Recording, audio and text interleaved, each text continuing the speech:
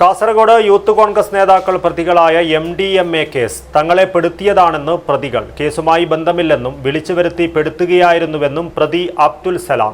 തെറ്റ് ചെയ്തിട്ടില്ലെന്ന് മുഹമ്മദ് ഹുസൈൻ. കേസിൽ ദുരൂഹതയുണ്ടെന്നും പുറത്തിറങ്ങിയ ശേഷം മാധ്യമങ്ങളെ കാണുമെന്നും പ്രതികൾ. കാസർഗോഡ് കോടതിയിൽ ഹാജരാക്കിയ പ്രതികളെ 3 ദിവസത്തെ പോലീസ് കസ്റ്റഡിയിൽ വിട്ടു. Bhima jewellery, press club junction, Kasaragod.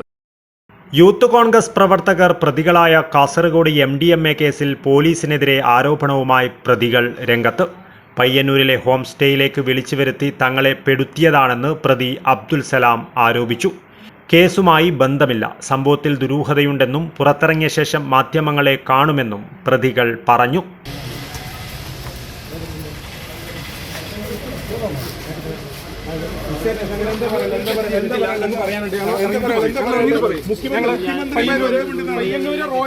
Royal ഹോംസ്റ്റേയിലേക്ക് വിളിച്ചിട്ടാണ്.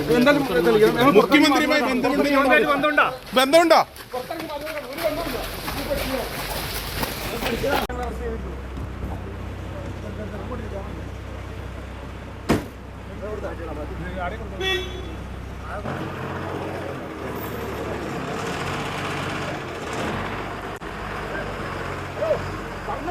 തെറ്റ് ചെയ്തിട്ടില്ലെന്ന് പ്രതി മുഹമ്മദ് ഹുസൈൻ പറഞ്ഞു. അതേസമയം മുഖ്യമന്ത്രിയോട് ബന്ധമുണ്ടോ എന്ന ചോദ്യത്തിന് പ്രതികരിക്കുവാൻ തയ്യാറായില്ല.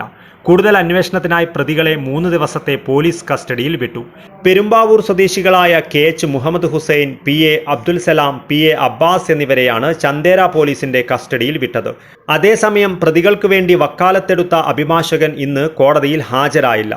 കോൺഗ്രസ് കാസർഗോഡ് മണ്ഡലം പ്രസിഡന്റ് സാജിദ് കമ്മാടമാണ് പ്രതികൾക്ക് വേണ്ടി കോടതിയിൽ ഹാജരായത്. അഡ്വക്കേറ്റ് സാജനായിരുന്നു കേസിന്റെ വക്കാലത്തുണ്ടായിരുന്നത്. News bureau, Kasaragod.